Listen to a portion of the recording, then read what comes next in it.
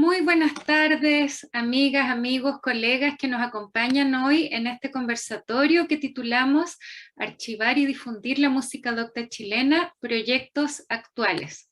Es realmente una alegría para mí estar en compañía de apreciados y queridos colegas, amigos, que trabajan en un ámbito que es tan importante para la labor que realizamos diariamente músicos, musicólogos, investigadores, intérpretes, todos los que nos interesamos por la difusión y por el rescate también de la música docta chilena.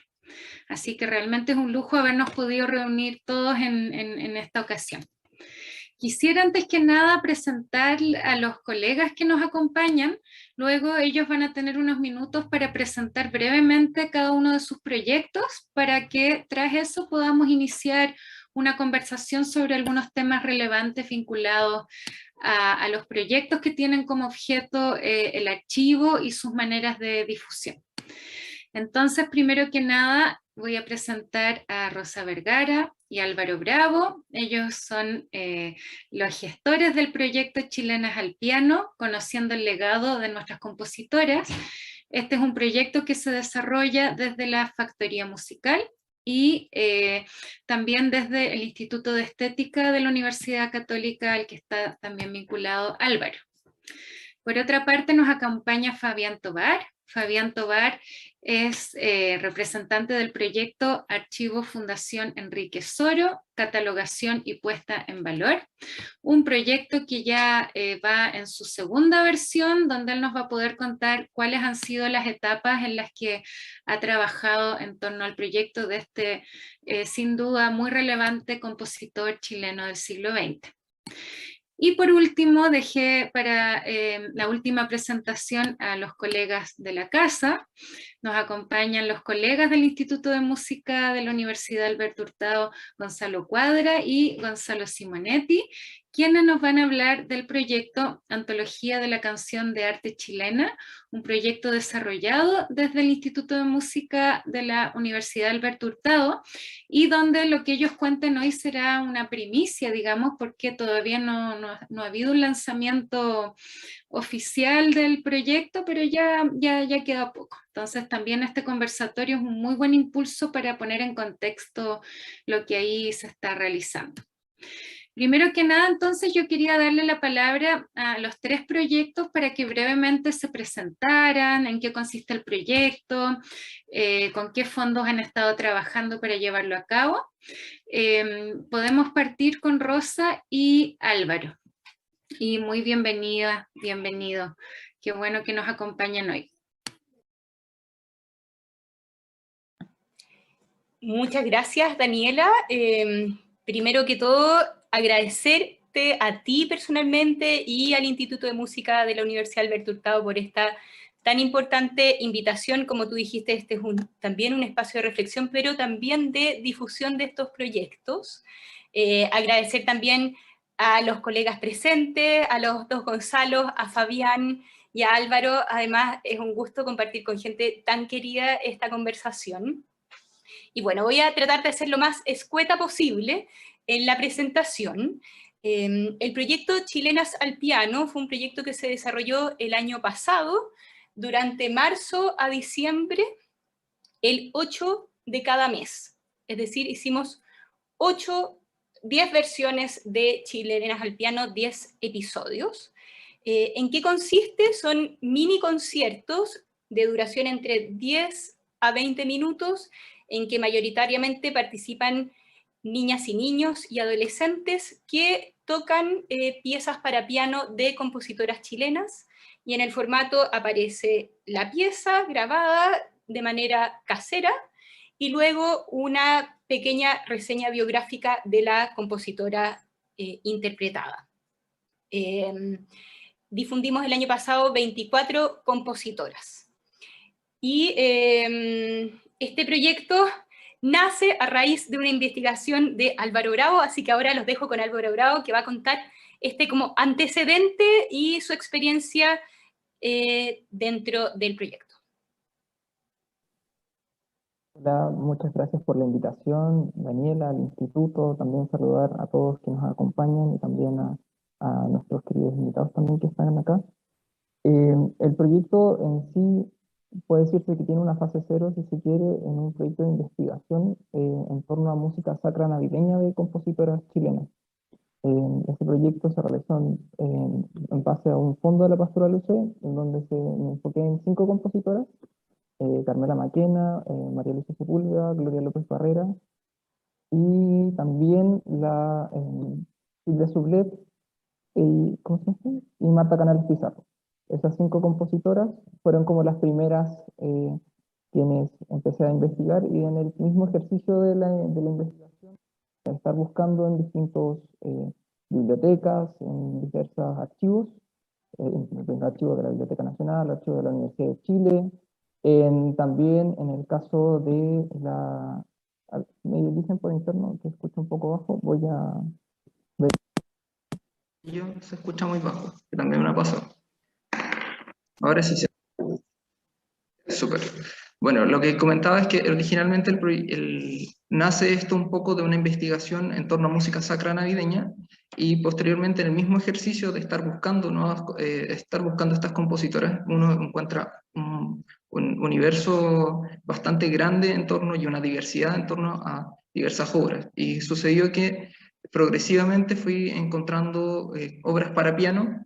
Yo además, junto a Rosa, yo tomo clases junto a Rosa, ella también es mi profesora de piano, y sucede que empecé poco a poco a tocar piezas de piano, y progresivamente decimos, ¿por qué no hacer el Chilenas al piano el 8 de cada mes? Y desde ahí empezamos con el material que había, empezamos a realizar este proyecto, y en el proceso, como es un proceso que es de 10 meses, que estuvimos con distintos compositoras, tanto de la música popular como la música folclórica, como la música, ¿cómo se llama esto? Popular. Hubo que investigar bastante y encontrar nuevas formas, tanto en lo digital como en lo presencial, si se quiere, para encontrar estas partituras, acercarse a estas compositoras. Eso más que nada. Bueno, y la otra pata del proyecto, porque tiene un componente de investigación que lo ha hecho Álvaro, y luego un componente pedagógico del que me hice cargo yo, y en eso quería rescatar que, bueno, le dimos el protagonismo a niñez y adolescencia. En general comentábamos con Álvaro, las obras para piano inicial son grabadas por profesionales, y decidimos hacerlo por quienes realmente aprenden ese repertorio. Eso ha sido algo muy relevante, y bueno, y también la sorpresa que nos generó el interés de estas nuevas generaciones en este proyecto. Por eso es que lo extendimos en el tiempo, y este año además estamos haciendo Latinoamericanas al piano, y pensamos que esto es muy importante de reconocer como un proyecto que busca una conexión con los temas que hoy en día nos preocupan como sociedad. El tema de las mujeres es un tema en este momento que despierta mucha pasión, digamos, y motivación, y eso ocurre mucho en las nuevas generaciones. Pasa, y me reconozco también en eso, que los pianistas y en general profesores de piano estamos todavía muy pegados en el siglo XIX, y en algo a veces un poco descontextualizado, y en la educación esto puede ser un componente, un nuevo recurso, además de ser un nuevo conocimiento, digamos. Y eso también puede ser muy interesante a nivel también de la interpretación como artistas, como pianistas. Y también rescatar brevemente que para nosotros como fundación es muy importante generar espacios de encuentro a través de la música, y este proyecto ha generado espacios de encuentro, primero entre la música académica y diálogos con la música de tradición folclórica o popular, diálogo entre generaciones, diálogo entre quienes empiezan a estudiar un instrumento y también profesionales de la música que también han participado. Entonces, hemos buscado generar diálogos e intercambio que generen también mayor riqueza. Eso, digamos, para no extendernos. Muchas gracias, Rosa, muchas gracias, Álvaro. Sin duda un proyecto muy interesante y creo que va a haber bastante que conversar por estas ideas, varias de las cuales creo van a salir en los otros proyectos, la idea de que este archivo que se construye a tientas, porque nos falta trabajar tanto en un trabajo de sistematización de los archivos, también la idea de archivar, pero también para interpretar, para difundir y para educar, me parece que son ideas muy relevantes hoy en día. Y también me parece bien relevante el tema de la perspectiva de género, que sin duda lo vamos a poder retomar cuando se presente el proyecto de la antología de la canción de arte chilena. Pero en este momento quería darle la palabra a Fabián, que nos va a presentar el proyecto del archivo Enrique Soro, para que tú nos cuentes cómo ha sido esa experiencia, cuáles han sido los énfasis de ese proyecto. Sí. Hola Daniela, hola a todos los que están escuchando, viendo esto a través de YouTube, también a las y los colegas presentes. Mira, mi relación con la Fundación Enrique Soro, que es la que lleva a cabo estos dos proyectos Fondos de la Música, años 2020 y 2021, comenzó el 2019 a través del presidente de la fundación, que al mismo tiempo es el nieto de Enrique Soro. Entonces estamos hablando de una fundación, si se podría decir, familiar, ¿ya? Pero con un historial que no solo es parte de esto del 2019, sino que parte desde el año 2010 o 2009. Tendría que verificar las fechas, que es cuando Roberto recibe los documentos de Enrique Soro y que estaban en bolsas, desordenados. Y él empieza ya a ordenarlo, a darle un sitio y a darles valor a ellos. Y hasta que se genera la fundación, no hace pocos años, debe haber sido unos 4 o 5 años. Ahí si me está escuchando me va a retar, porque yo no sé estos datos específicos, que falta de respeto, ¿ya? Pero está en el sitio, ¿ya? Pero la fundación gestiona el legado de Enrique Soro. Gestiona no tan solo en resguardar las partituras, sino hacer ediciones críticas sobre las piezas, transcribir los manuscritos, hacerlos digitales, tocar las obras que no sean el canon del compositor. Acá eso es súper importante porque se dice ya Enrique Soro, uno de los compositores más importantes, pero se ha escrito una historia en torno a él que silencia muchas obras que quedaron en este archivo, en estos papeles que se podrían haber perdido si Roberto, su nieto, no lo rescataba.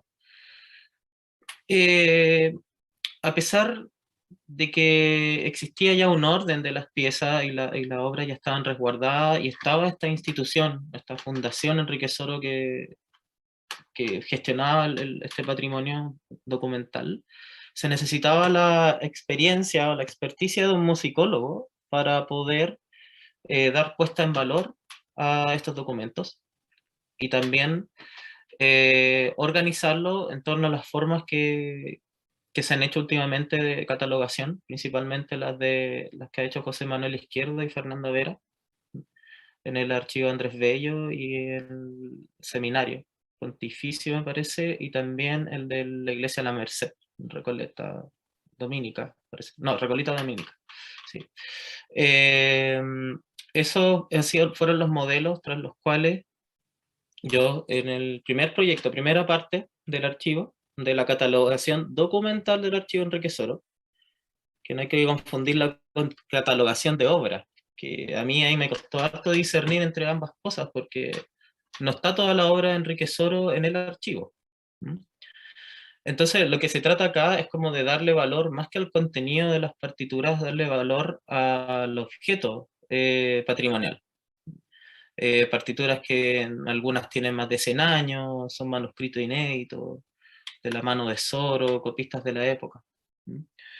Entonces, la primera parte del catálogo, que fue el proyecto año 2020, Fondo de la Música, de la línea de registro, fue sobre las partituras publicadas por editoriales, grandes editoriales alrededor del mundo. Y eso porque no podíamos abarcar todas las obras que estaban. Entonces decidimos hacerlo por las obras de piano que editó Schirmer, las que editó Ricordi, como el Soro conocido y que habla la historia de la música, ¿no? Que fue publicado internacionalmente, etc. Y esto venía de la mano con crear un sitio web que diera acceso a esa obra y tuviera un catálogo en línea en el cual se desarrollaron unos filtros, y quedó ahí bien, bien bonito el asunto. Es bien útil, yo creo. Y también en el sitio se empezó a agregar información anexa sobre Soro, ¿ya? Entonces no era solo el catálogo, sino que también sirvió para darle una plataforma a la fundación para poder dar cuenta sobre los conciertos, sobre los otros proyectos de investigación que están corriendo en paralelo al catálogo. Pero yo en particular, mi zona de juego, ahí donde me divierto, en el catálogo. Ahí yo voy subiendo las fichas que hago, subo el PDF, ¿ya? Todas las obras que he catalogado se fotografiaran, se pasan a PDF y se suben, y son de acceso, ¿ya? Gratuito para todas las personas. Y después del 2021 nos salió el segundo proyecto, que era esta segunda parte que ya teníamos en mente de qué íbamos a hacer con los manuscritos, ¿ya? Y esto es lo que estoy ya cerrando más o menos en este mes. El día viernes vamos a presentar... ese fue un detalle que se me fue. El archivo de la Fundación Enrique Soro está en Concón, ¿ya? Entonces queremos hacer una conexión con otras instituciones de la quinta región y vamos a estrenar la nueva partida de piezas que se van a subir al sitio de la catalogación número 2 en la PUCB, en la Facultad de Música de la Pontificia Universidad Católica de Valparaíso. Eso es el día viernes a las 12. ¿Ya? Es importante hacer conexiones con investigadores acá de la región, también hay una idea ahí de descentralización del acceso a fuentes históricas. Y también en lo personal, ahora hablo sobre el trabajo musicológico, el trabajo con los manuscritos ha sido muy complejo. No es lo mismo que fichar una obra que fue publicada, que tiene un año, que tiene una ciudad. Acá, en cambio, uno tiene que empezar a juntar material. Fue una locura, o sea, imagínense que catalogar ya una pieza de piano son 4 hojas, pero catalogar un set completo de una suite sinfónica, ¿ya? Y con muchas rayas de intérprete, muchas marcas, correcciones de Enrique Soro. Entonces, yo creo que debo haber mirado como 1600 documentos este último... Parece que son 1600, 1700 documentos que tuve que resumirlo en 80 fichas, 90 fichas más o menos. Y todas acompañadas de descripciones que quieren dar cuenta sobre el valor patrimonial de las piezas, ¿ya? Porque al poner el título puesta en valor, ahí es donde yo creo la labor musicológica juega su rol más importante, porque desde el punto de vista archivístico hay expertos que dan cuenta de esto, pueden fichar mejor las cosas, etcétera, etcétera. Pero al menos desde el punto de vista musicológico yo puedo ver cuál es el potencial de investigación que hay en estas piezas. También poder decir qué es lo que se puede hacer en corto plazo o a largo plazo. Hay cosas que me encantaría hacer, pero no puedo, ¿ya? Yo no puedo como abordar las modificaciones incluso a piezas que ya se tocan mucho. Por un ejemplo, el concierto de piano de Soro tiene más o menos una sección, no una sección completa, pero sí una parte bien grande, que Soro la elimina, o sea, la tacha y se está tocando con eso igual, y eso fue porque se miró la que salió publicada y no la versión impresa que Soro corrigió y que está en el archivo. Y esos detallitos son cosas que yo veo, pero no tengo el tiempo suficiente como para sistematizar. Entonces, esta puesta en valor es como una forma de entregar a la sociedad y más bien a la comunidad académica, un acceso más simple a cuál es el valor de esta colección de partituras. A futuro, yo creo que vamos a querer seguir postulando a fondos. Si no sale, yo creo que voy a trabajar igual con Roberto, porque además de las partituras, hay varios documentos relacionados con la vida de Soro. Hay unos álbumes con programas de conciertos, muchos. Entonces ahí ya no es solo historia sobre Enrique Soro, sino sobre la formación de la orquesta en Chile. También hay mucha información, o sea, puede encontrar información de intérpretes. Son realmente muy valiosos ese grupo de programas de conciertos. Y también hay álbumes de recorte, ¿ya?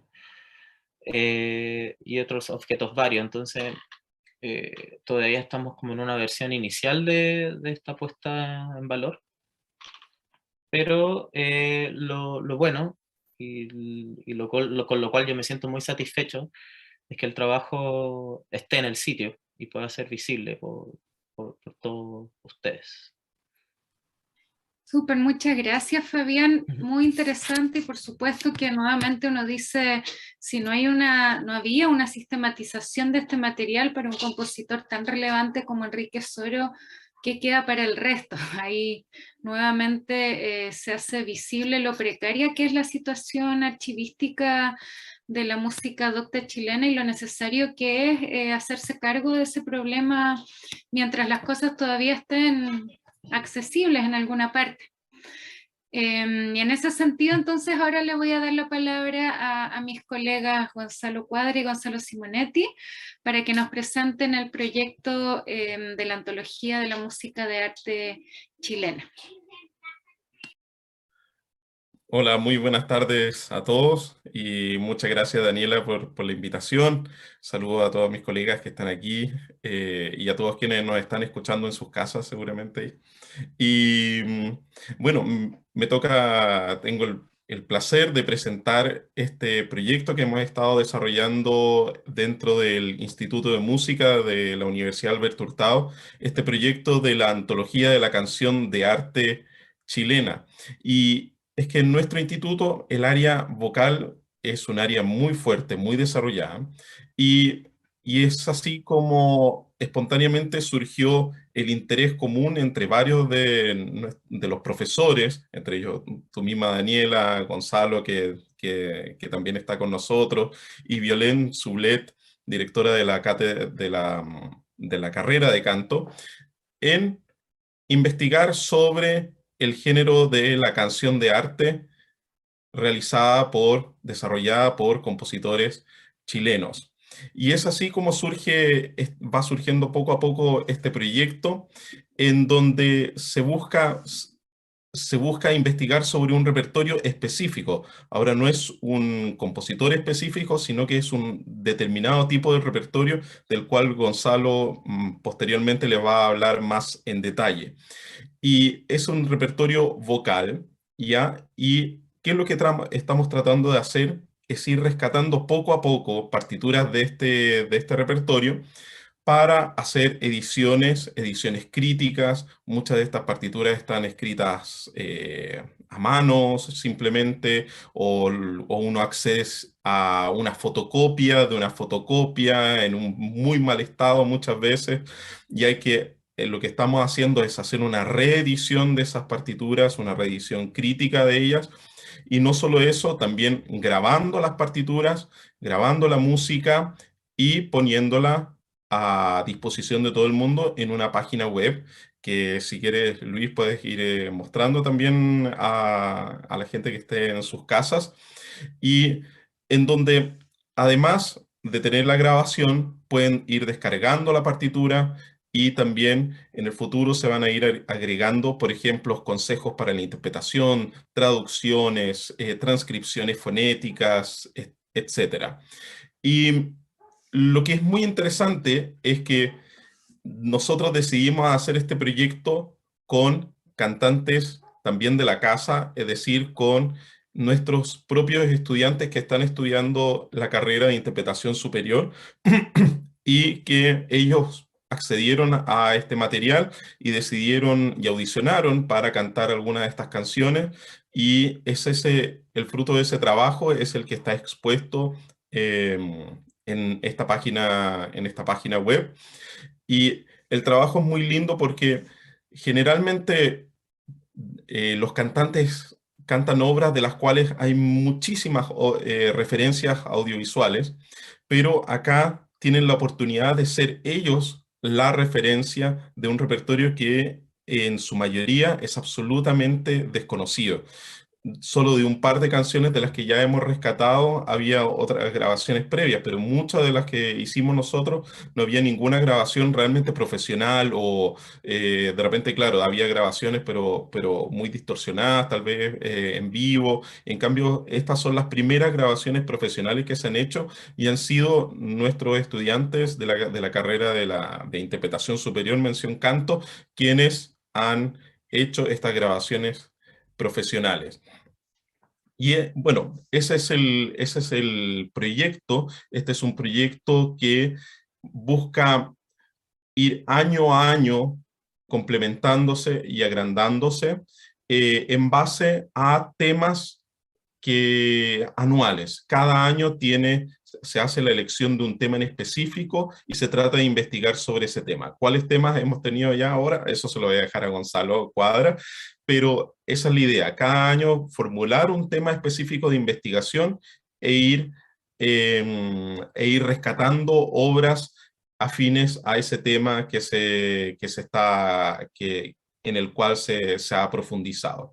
Y así que, bueno, le dejo la palabra a Gonzalo ahí para que complemente un poco lo que les he ido contando. Muchísimas gracias, profesor. Muchísimas gracias. También saludo a todos los docentes presentes, investigadores, y también a quienes están siguiendo la transmisión de este conversatorio. Como bien dice el profesor, este proyecto de la canción de arte chilena nace además de una necesidad y una convicción, como debe pasar a muchos de los que están acá investigando. Es decir, la convicción de que hay un repertorio ahí que merece ser investigado. Partamos de esa base. Y segundo, de una necesidad, o sea, se necesita ser investigado. ¿Por qué? Porque el acceso a este repertorio es precario. Es precario por razones que ya más o menos se han dicho ahí. En el caso de la canción de arte chilena, tenemos que gran parte del repertorio es manuscrito, son autoediciones o ediciones oficiales que nunca más se reeditaron. Acceso a esas partituras a veces es muy azaroso y también precario en el sentido que es fotocopia de la fotocopia de la fotocopia. Se hace necesario no solo tener acceso a ello, sino además hacer ediciones musicales. Por otra parte, estamos ya a una distancia de tiempo magnífica que nos permite navegar, sumergirnos en ese repertorio de una manera que nos guía solo la pasión de la investigación, y podemos desapasionarnos de otras cosas. Me explico. Estamos en un repertorio que ya tiene más de 100 años, hemos partido desde el año 1900 más o menos, y para nosotros ya no es tema si es o no obra de vanguardia, no es tema para nosotros si era propositiva para la edificación de una nación sonora a la luz del primer centenario, no es tema para nosotros si estaba adscrita o no al Conservatorio Reformado, no es tema para nosotros que el compositor en sus ratos libres escribiera piezas de salón o bailes que eran mal vistos por la comunidad académica. Es decir, ya no tenemos nosotros ese apasionamiento, sino que la pasión que está ahí es justamente la del repertorio per se. O sea, es decir, hay una distancia de tiempo y una necesidad que juntos hacen una investigación muy, muy grata, ¿no? Porque realmente podemos dejar que las obras hablen por sí solas, hablen por sí solas. Como se dijo, hay un trabajo de praxis y de pedagogía que para nosotros era fundamental. En un momento se podría haber pensado simplemente hacer conciertos con las canciones, o incluso editarlas. Pero esto de que pudiera subirse a una página, que la gente tenga acceso a las partituras, que los alumnos pudieran establecer un aprendizaje, digamos, una sistematización del aprendizaje. Es decir, muchas veces los intérpretes tienen referentes, ya sea de sus propios colegas o de otras versiones que están dando vuelta, pero como dijo el profesor Simonetti, acá ellos se transforman en el referente y por lo tanto hay que establecer una manera de interpretarlas. En muchos de nuestros conservatorios está establecido de que los intérpretes tienen que tener repertorio chileno. Eso es una cosa y queda muy linda en el papel, queda muy linda. Y en algunas piezas instrumentales se puede lograr más o menos, pero en las piezas vocales de cámara de arte realmente ha sido muy difícil y es una utopía. Salvo un par de compositores de los cuales se ha podido mantener cierta presencia. Estoy pensando Alfonso Leng, por ejemplo, Alfonso Letelier, Domingo Santa Cruz, las piezas vocales de Enrique Soro, que siempre han sido muy, muy atesoradas por los cantantes.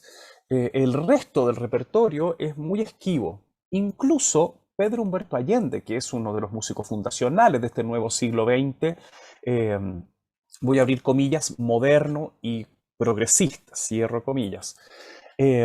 Por lo tanto, fue muy interesante establecer temáticas, una curatoría de lo que estábamos investigando. Como dijo el profesor Simonetti, cada año va a tener una temática. La primera, que fue el año pasado, versó sobre Pedro Humberto Allende y contemporáneos, con un aire francés ineludible. Pensemos que estamos en Belle Époque, en la Belle Époque americana, un poquito posterior a la Belle Époque europea. Y para este año, por temáticas que nos es muy, muy, muy, muy sensible, es de las compositoras, Más aún cuando, ahí, bueno, Rosa puede explayarse muchísimo al respecto, la compositora chilena ha tenido en el piano y en la voz un lugar como de privilegio de desarrollo. La temática de por qué no se tocan otros géneros es muy larga y da como para otro conversatorio, pero un hecho es que el repertorio de piano y repertorio de canto está ahí. Pero volvemos al mismo asunto. Autoediciones, manuscritos, ediciones oficiales que no se reeditaron nunca. Y por eso hizo muy necesario esta segunda temática que tenemos, que es de mujeres compositoras. Estamos avanzando en este siglo XX, ya veremos lo que el futuro nos depara, a qué iremos en los años que vienen, hasta dónde llegaremos, Segunda Guerra Mundial, llegaremos a ti, no lo sabemos. Pero va avanzando poco a poco, es un gran repertorio. Hay que hacer trabajos de edición, de grabación en algunos de ellos y se va avanzando. Pero eso es la necesidad, la praxis y la docencia puestos en un solo proyecto, un paquete de regalo. Bueno, muchas gracias, colegas, por esta presentación. La verdad es que todos los proyectos son sumamente interesantes y tienen varios puntos en común, incluso por dialogar con obras de de la misma época en muchos casos, y también por este énfasis en estos repertorios que están ahí esperando que alguien se haga cargo de ellos, digamos. Yo quería aprovechar de comentar en el marco de este conversatorio que como Instituto de Música estamos prontos a estrenar un diplomado en archivos musicales bajo la dirección de Cecilia Astudillo. Ella es la jefa del Archivo de Música de la Biblioteca Nacional, ella es archivera, pero es un programa que va a estar orientado tanto a personas del mundo de la música que no hayan estudiado archivística y personas del mundo de la archivística que no hayan estudiado música. O sea, los módulos están pensados de tal manera de que un archivero que sepa archivar, por ejemplo, pueda enfrentarse a una partitura y saber cómo bibliografiarla, un poco en línea con lo que decía Fabián. Evidentemente hay cosas que quizás nosotros como musicólogos no sabemos, pero hay muchas otras cosas que nosotros sabemos y un archivero que no venga del área de la música no. Entonces, y viceversa, digamos, está la posibilidad entonces de que la gente que viene del mundo de la música aprenda conceptos de archivística, pensando en que también hay muchas personas que trabajan en archivos y que tienen documentos musicales, ya sean partituras, grabaciones, etcétera, y que les falta el conocimiento más profundo en alguna de estas dos áreas. Entonces de ahí nació un poco esta inquietud, esta necesidad de abrir un programa donde puedan un poco profundizarse en estos conocimientos, así que ahí estamos bien expectantes de qué va a pasar con esa primera versión del programa. Pero bueno, volviendo a lo que veníamos hablando nosotros, yo quisiera preguntarles muchas cosas, pero antes que nada voy a leer una pregunta que nos llegó de parte de Hernán Gabriel Vázquez, colega argentino, que saludamos también agradeciendo que estés con nosotros, acompañándonos.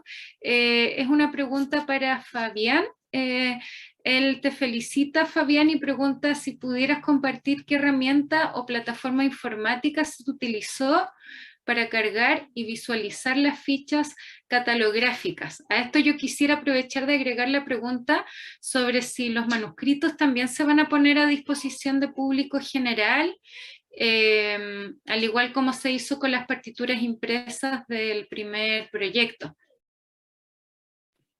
Sí.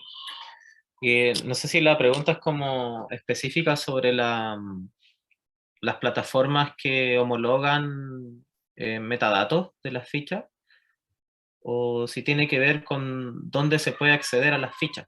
Por eso yo había puesto el link del catálogo, de la sección de obras, y también de dónde puede descargar el PDF donde están las fichas. Yo principalmente conté con la asesoría de José Manuel Izquierdo, y él me proporcionó los ítems, o no son los ítems, son los criterios de clasificación para utilizar en las fichas, que en las conversaciones que tuve con él tienen que ver siempre con qué material uno está trabajando y cómo es pertinente para el fichaje. En el caso de los manuscritos, por ejemplo, yo tuve que hacer fichas que eran de conjuntos de partituras. Es decir, una obra sinfónica tiene la partitura general de orquesta y tiene sus partichelas. Y si una de esas conjuntos de obras hay uno que, por ejemplo, está relacionado con una interpretación en el Teatro Colón en 1940. Entonces, para mí, eso yo lo consideré como parte de una ficha, y hay ciertos, por ejemplo, metadatos que no son tan útiles. El número de páginas en total de ese conjunto de obras no me es tan útil. Lo que no quiere decir que en el catastro anterior que se hizo sobre la obra, sí esté ese dato. ¿Ya? Yo tengo una fuente, o sea, tengo una matriz de Excel donde está todo esto, que es la misma que después le sirve a la persona que hizo el catálogo PDF, y yo sé que esa matriz, por ejemplo, si me la quieren pedir después para poder anexarla a una base de datos de partituras como global, sirve, ¿ya? Lo que sí hay que homologar en las siglas, me parece, hay que estar en inglés. Una vez José Manuel me explicó que hay una base de datos internacional donde uno puede... Sí. Entonces, eso. Entonces yo tendría que pasar los metadatos con los cuales ya cuento a esos como conceptos como homologados internacionalmente, cosa que no costaría mucho porque la materia prima está guardada. O sea, Roberto Donés cuenta con las bases de datos que yo ya creé, pero en base a eso yo entrego este primer formato, que es lo que está en el catálogo PDF. Que ahí podría mostrarlo un poco. A ver.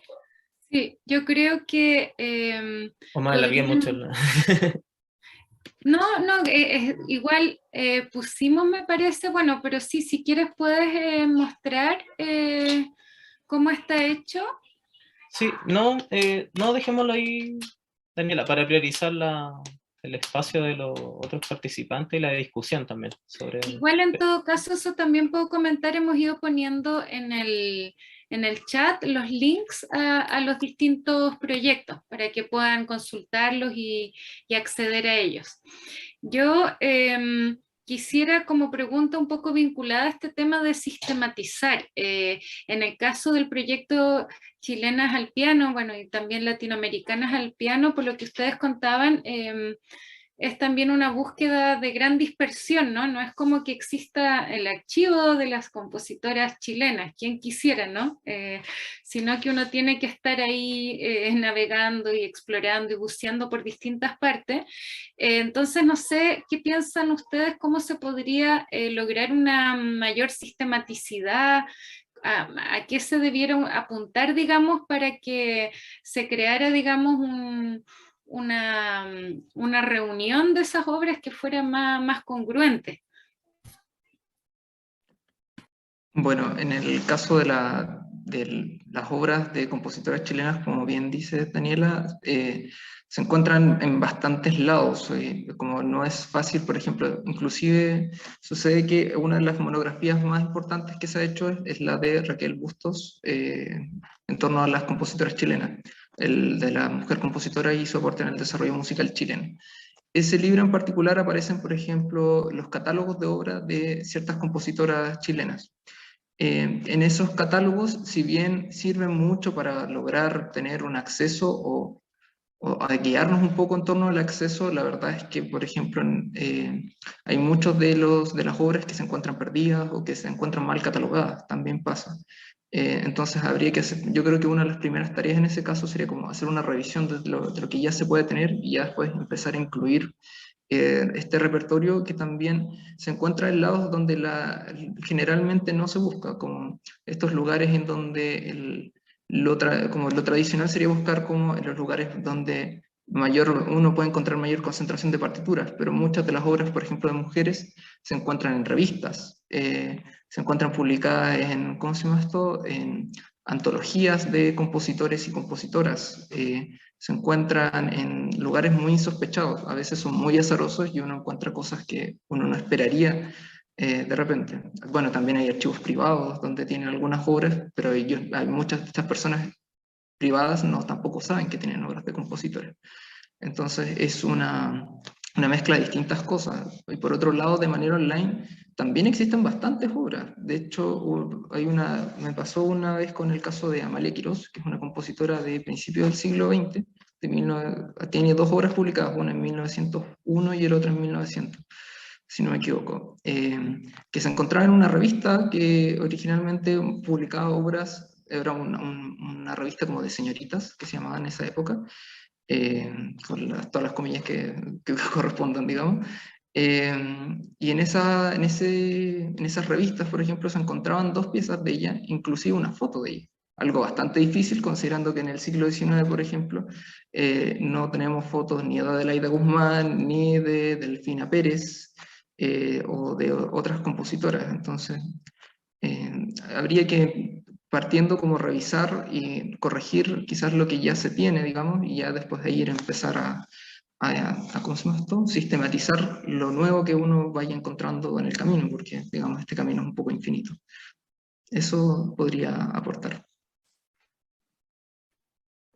Muchas gracias, Álvaro. No sé si también los Gonzalos quieren comentar algo en esta misma línea de el dónde, cómo, dónde está la canción de arte chilena, cómo está difundida. Es siempre la fotocopia de la fotocopia de la revista, el álbum que alguien guardó, o sea, cómo es el estado de dispersión o no de este repertorio.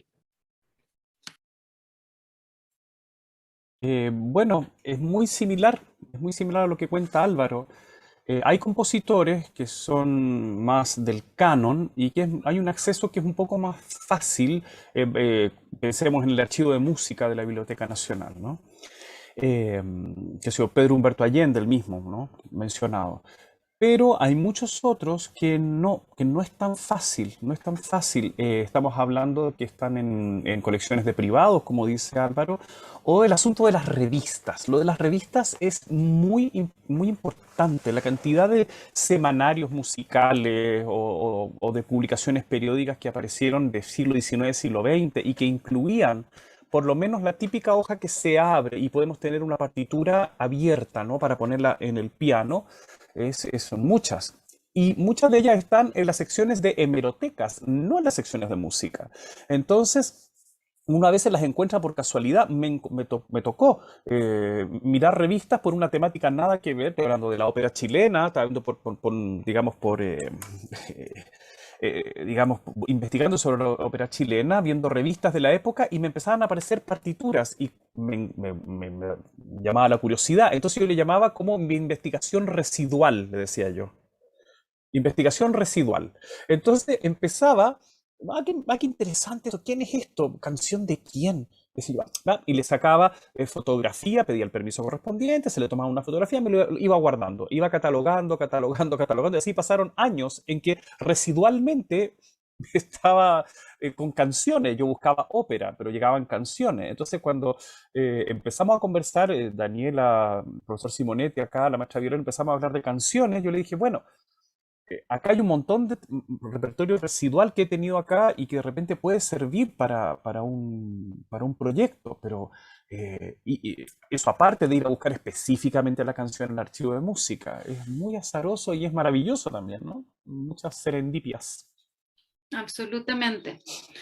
Absolutamente. Y quizás pasando a otro tema, a mí algo que me interesó es que estos tres proyectos tienen un tipo de estrategia de difusión que va más allá del hecho de, por ejemplo, catalogar la obra. O sea, en el caso del archivo Soro, se está catalogando la obra, se está sistematizando, pero también se está poniendo a disposición de quien lo quiera online, que es algo que antiguamente no se hacía y que es obviamente fantástico para todos los investigadores, para la docencia, es fantástico tener ese acceso directo a las partituras. En el caso de las chilenas al piano, está este énfasis en que los intérpretes sean niños y jóvenes, que también es algo que a mí me parece muy interesante porque ahí entra todo una idea de que estos jóvenes van a crecer siendo para ellos bastante más normal, digamos, el repertorio chileno, latinoamericano, de mujeres más encima, porque bueno, lo aprendieron desde chiquititos, ¿no? Entonces eso es muy interesante también. Y bueno, en el proyecto de la antología, como ya se comentó, está la idea de que son los mismos estudiantes de la cátedra de canto los intérpretes que graban estas canciones y cuyas versiones quedan también a disposición como referencia para futuros cantantes que también quieran interpretar este repertorio, porque está también la partitura, entonces también cualquier persona puede acceder luego a ello. Obviando todo el tema que en todos nuestros casos tiene el conseguir todos los permisos correspondientes, que evidentemente es un tema bastante complejo, que quedaría como para un conversatorio entero también, creo. Entonces ahí yo les daría la palabra libremente a ver si quieren comentar algo más de cómo ha sido esta experiencia de difusión, cómo se llegó a tomar las decisiones que se tomaron, ya que me parece muy relevante dejar de pensar en esta idea del archivo solo como para que viva bien ordenadito en sí mismo y cómo el archivo enseguida pasa a conectarse con distintos ámbitos.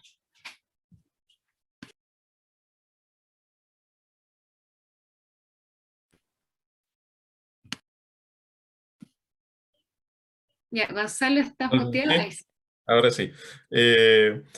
Bueno, nosotros o sea, queremos que este archivo que estamos desarrollando tenga un efecto práctico. O sea, queremos que realmente la música que estamos rescatando suene y suene lo más posible. Queremos que sea audible, que llegue no solo visualmente, sino que auditivamente a la mayor cantidad de personas posible. Y es así como yo creo que todos los proyectos que tenemos nosotros son posibles de relacionar con muchas cosas. Por ejemplo, nosotros hay un concurso que se está desarrollando ahora en una etapa preliminar de mujeres en la música, es un concurso de cantantes mujeres, de jóvenes cantantes mujeres, y parte del repertorio obligado que tienen que desarrollar es al menos una canción de nuestro archivo. Y de esa manera vinculamos a las intérpretes con aquello que nosotros estamos rescatando.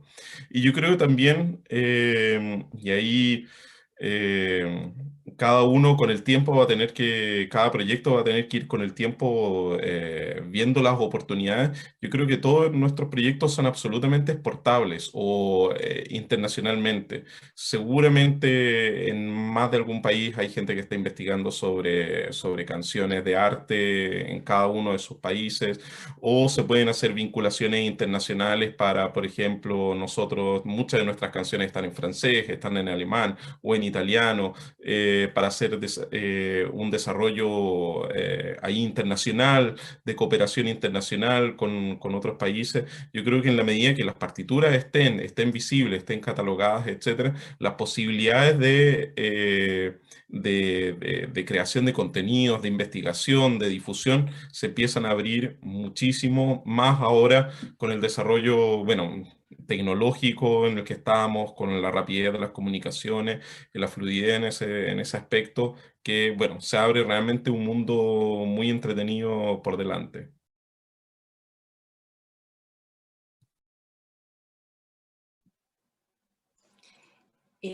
Sí, complementando lo que estaba diciendo Gonzalo, estuve tomando nota ahí, retomando esto de la internacionalización.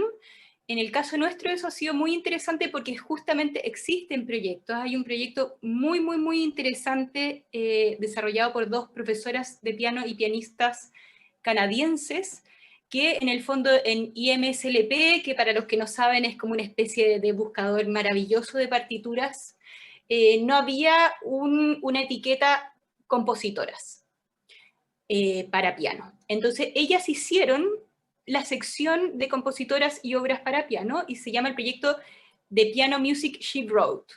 Entonces lo que ellas hacen es grabar, ellas dos, todo este repertorio, y en el link de YouTube ponen el link de la partitura en IMSLP, y ahora en el fondo es mucho más fácil si alguien está interesado en tocar repertorio para piano de compositoras, todo lo que está en IMSLP, que ojo, el caso nuestro no cabe mucho ahí porque Chile estas obras chilenas y latinoamericanas no están en IMSLP. Pero bueno, ese es un caso muy interesante y hemos estado también en contacto con otros proyectos. En el caso del piano ya está sucediendo eso.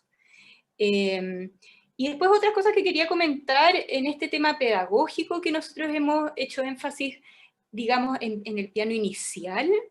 Existía ya una antología que se llama El pianista chileno, y el pianista chileno incluía a 3 compositoras. Entonces, en el fondo, ya había un material, digamos, editado, disponible, que se tocaba lo que tú dices, Gonzalo, como repertorio como obligado en la formación, en los concursos para piano, digamos, Leni Alexander, Ida Vivado y Iris Sangüesa estaban presentes ahí. Pero en el fondo, todo este otro material, estas 25, que en el fondo no son 25, son más, compositoras que han escrito para piano, se tornan en un nuevo recurso también para la pedagogía, y ahí es importante también recalcar que las creadoras de métodos para piano no son reconocidas por su nombre. En el fondo se habla del método de mi amigo el piano, pero no se habla de Elena Weiss. Mi generación toda mi generación aprendió piano con mi amigo el piano, pero no se aplaudió ese trabajo de investigación, de experiencia, de creación de Elena Weiss. Lo mismo es el caso de Estela Cabezas, que aprovecho de pasar un anuncio. El sábado se va a estrenar en el Municipal a las 11 horas un documental sobre Estela Cabezas. Ella fue la creadora del método Música en Colores.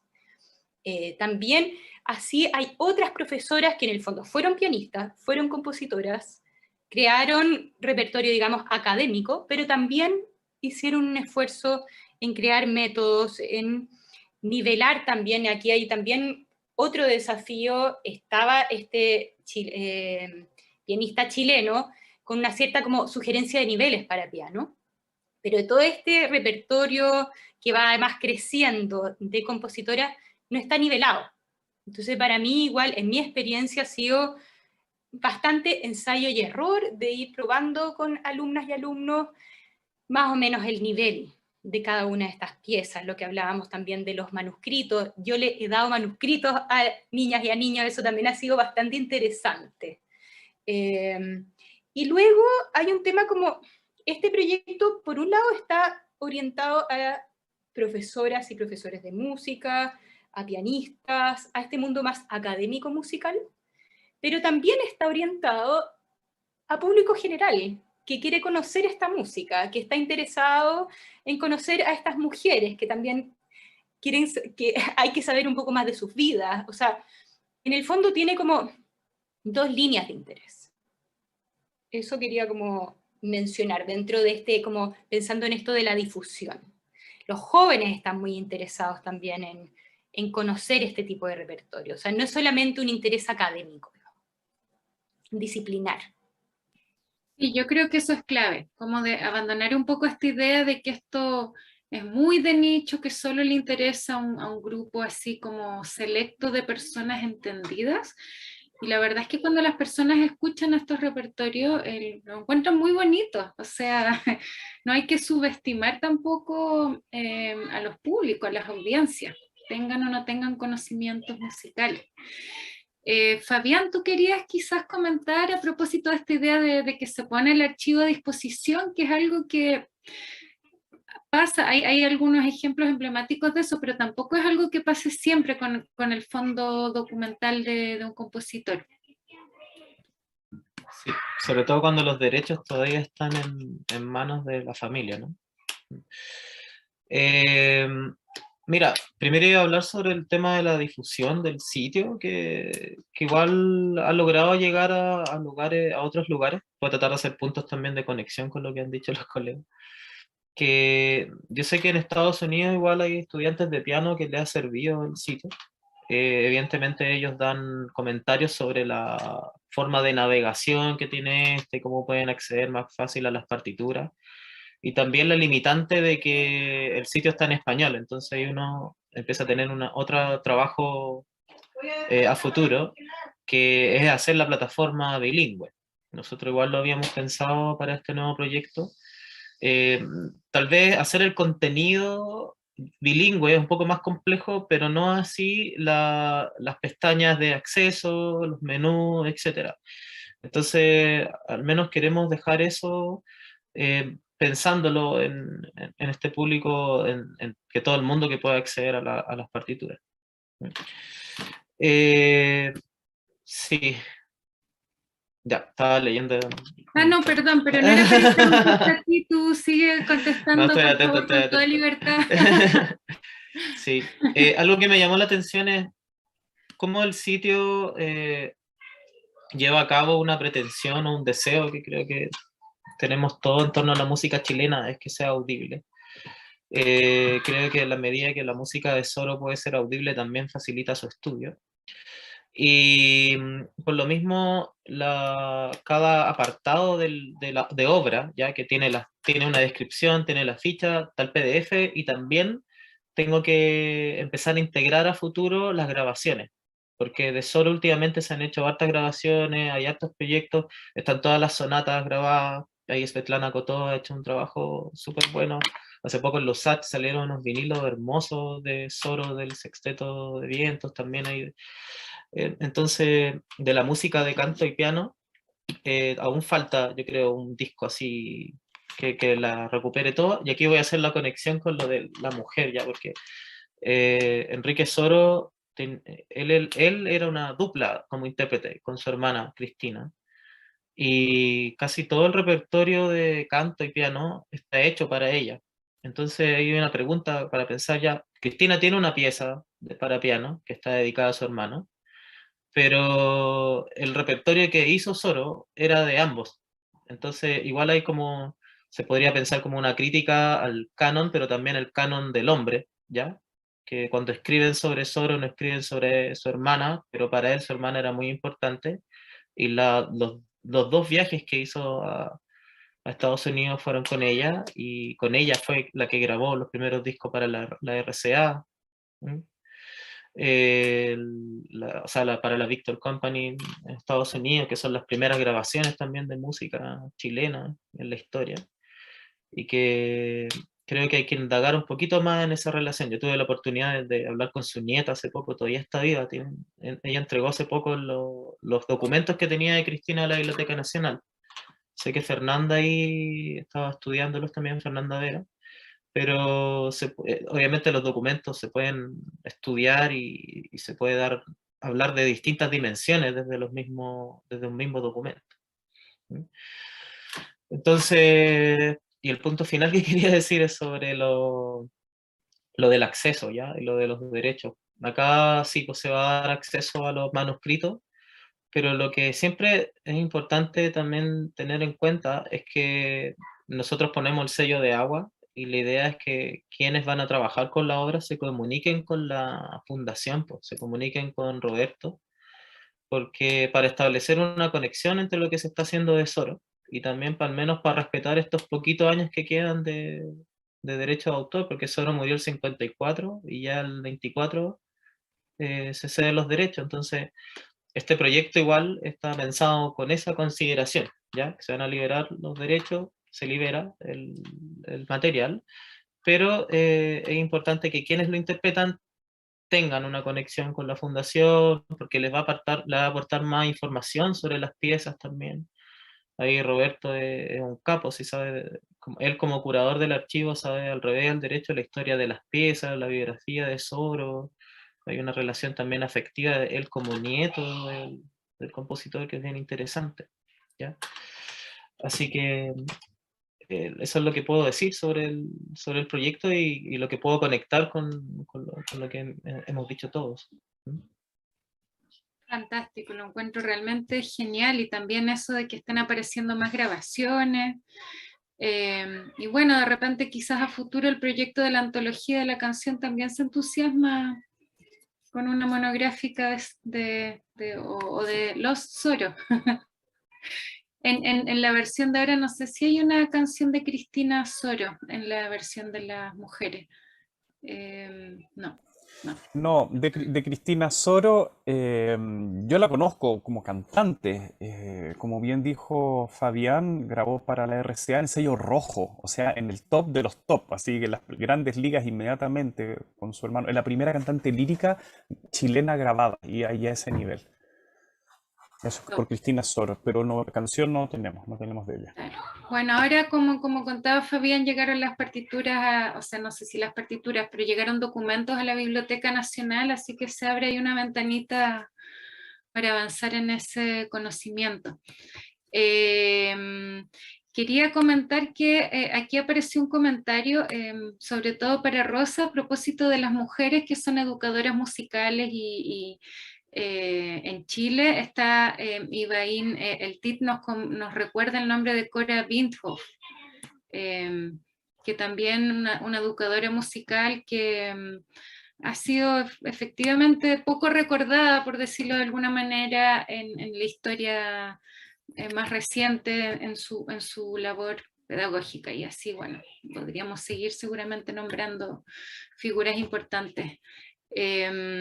Bueno, entonces la verdad es que la hora ha pasado increíblemente rápido. Yo creo que casi que vamos a tener que hacer como un grupo de estudio o de autoayuda, porque hay muchas cosas importantes en las que habría que avanzar, y también quizá pensar en cómo darles una sistematicidad, no sé, en común, pero más allá de eso, entonces quería agradecerles mucho por acompañarnos en este conversatorio y darles la palabra, digamos, una última vez para que comenten alguna cosa que ustedes hayan sentido que se les quedó en el tintero, que querían de todas maneras decir, comentar, para ir ya después de esa ronda de comentarios ir cerrando nuestra conversa del día de hoy, y agradeciendo también a quienes nos están acompañando.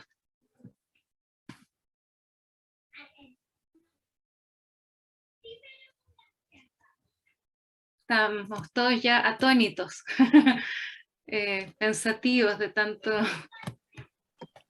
Yo quisiera hacer una cosita. Ay, perdón, Álvaro. No es por... Está bien, después Álvaro. Después de ese silencio. No, que no sé si le pasará lo mismo ahí a Álvaro Rosa, porque digamos, Enrique Soro tiene un peso específico dentro del mundo docto nacional. Pero no sé si les pasará a ustedes cuando uno empieza a investigar y a poner en sonido o a disposición de los intérpretes estas piezas. Primero hay escepticismo, hay como una mirada como rara al respecto, pero una vez que se interpretan las piezas, eh, es maravilloso cómo se integran al repertorio habitual del intérprete. No sé si estoy con mucha redundancia, pero se integran y en realidad no están forzados. Son piezas que muestran calidad, nivel. Obviamente uno hace un sedazo quizá previo, ¿no? Pero de qué manera agradable y natural se integran al repertorio. Algo que hace 10 años atrás, 15 años atrás nos hubiera parecido, por lo menos en el caso de la canción de arte chilena, algo muy extraño, muy poco habitual. Estamos hablando de piezas que requieren la misma expertise de intérprete cuando uno acerca a un repertorio universal. Requieren lo mismo. No nos está pidiendo algo muy alejado. Y me encanta ver esa la reacción tanto de público como de los intérpretes. Eso.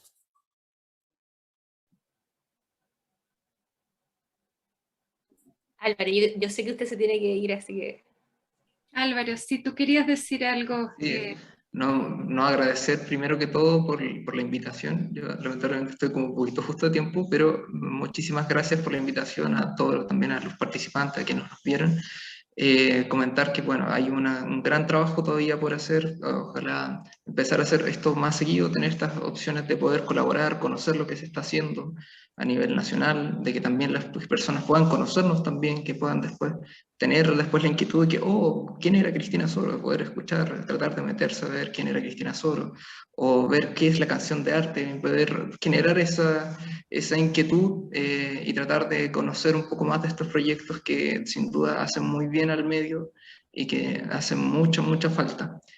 Eso más que nada, volver a agradecer y le dejo la palabra a Rosa, que Rosa es muy probable que quiera comentar algo de Gonzalo con la experiencia de Lenny Alexander. Sí, primero estoy muy de acuerdo contigo, Gonzalo, de esto que está sucediendo, de que se está integrando este repertorio, y yo siento que además es un repertorio más fácil para público no tan erudito, porque se escucha algún lenguaje más cercano, más latino, más chileno, digamos. Sutilmente, pero lo es. Pero en el caso de Lenny Alexander, esto ha sido muy interesante, yo pensé que bueno, ella escribió un ciclo que se llama El Circo, que está pensada para nivel inicial. Y yo dije, bueno, para quienes no saben, Lenny Alexander compone con un lenguaje bien disonante. Y yo pensé que iban a salir arrancando, y no, todo lo contrario, ha sido, pero éxito rotundo.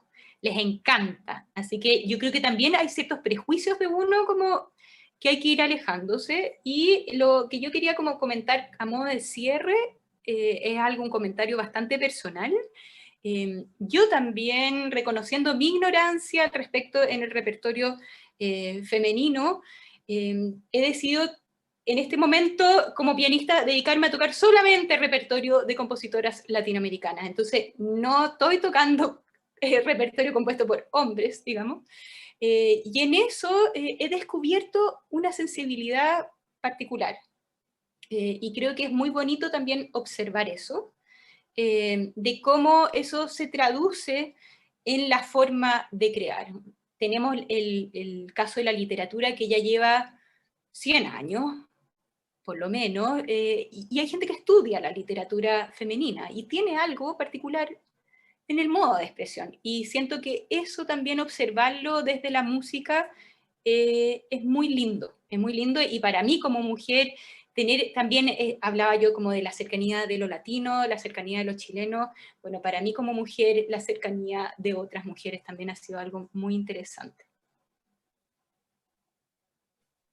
Genial, muchas gracias, Rosa. No sé, Fabián o Gonzalo Simonetti, si quieren aportar un último comentario, ya ahora sí para irnos despidiendo, tampoco queremos abusar del tiempo de nuestros ilustres invitados.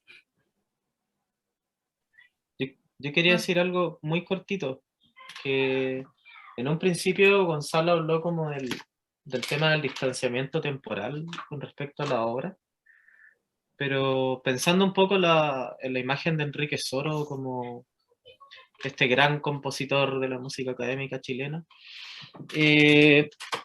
eso ha hecho, yo lo dije brevemente, pero eso ha hecho que muchas piezas pequeñas, estamos hablando de estas canciones, valses, que eran parte de su quehacer como músico a principios del siglo XX, ¿ya? Ahí se habló también del tema de la reforma del conservatorio. No se consideraron ya para ser interpretadas y no se han escuchado tampoco. Yo cuando hice el catálogo necesitaba escuchar ciertas piezas que habían sido editadas por Schirmer y después fueron olvidadas con el tiempo.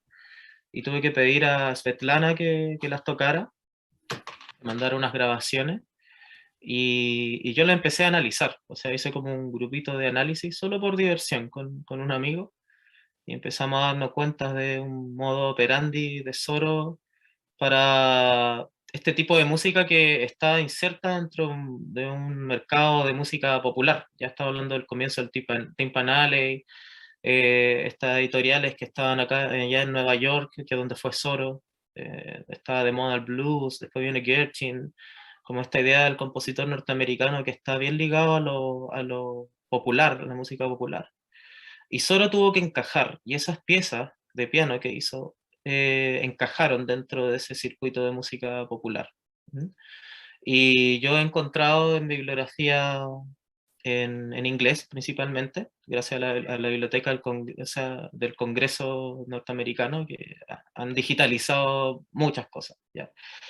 Y sorpresivamente hablan de Soro. Hay unas críticas a esas piezas pequeñas, desde una perspectiva que son piezas de aprendizaje, que son breves, que corresponden a un compositor latinoamericano, etcétera, etcétera. Y creo que ese repertorio nos ha tocado mucho y da otra perspectiva ya, no del compositor, del gran compositor del canon, sino del compositor de música popular, el compositor que interpretaba sus propias piezas, que incluso grabó unos rollos de piano. ¿ya?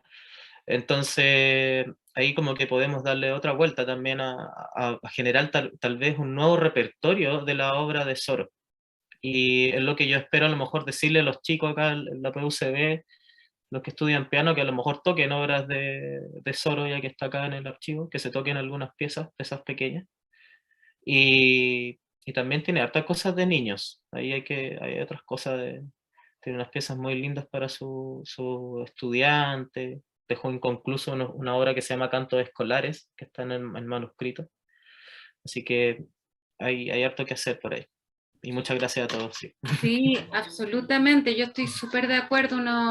Uno dice, ya, Soro, el canon es más conocido, pero ¿qué es Soro? El concierto para piano, la sinfonía romántica, los aires chilenos, y por ahí yo diría llega el conocimiento que hay de la obra. O sea, ¿cuándo se publicó el último libro monográfico sobre Soro?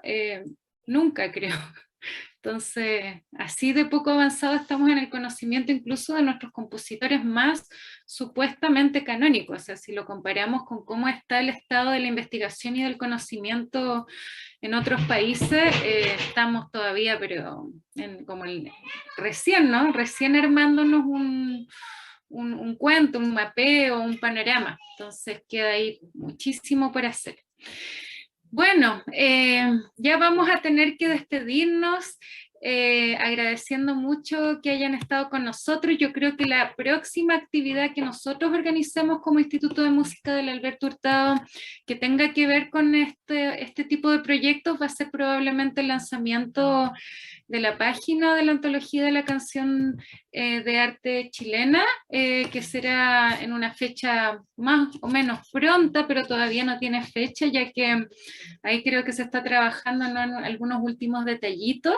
Si bien ya compartimos el link a este y los otros proyectos en el chat, así que desde ya, por supuesto, pueden disfrutarlos, mirarlos, y bueno, y realmente les agradezco. Yo creo que quedamos todos con muchísimas ideas, es siempre una gran inspiración escuchar el trabajo que están realizando los colegas, así que esperemos que esta sea una primera, pero en ningún caso una última conversación que tengamos en torno a estos temas. Así que con eso nos despedimos, muchas gracias y será hasta la próxima.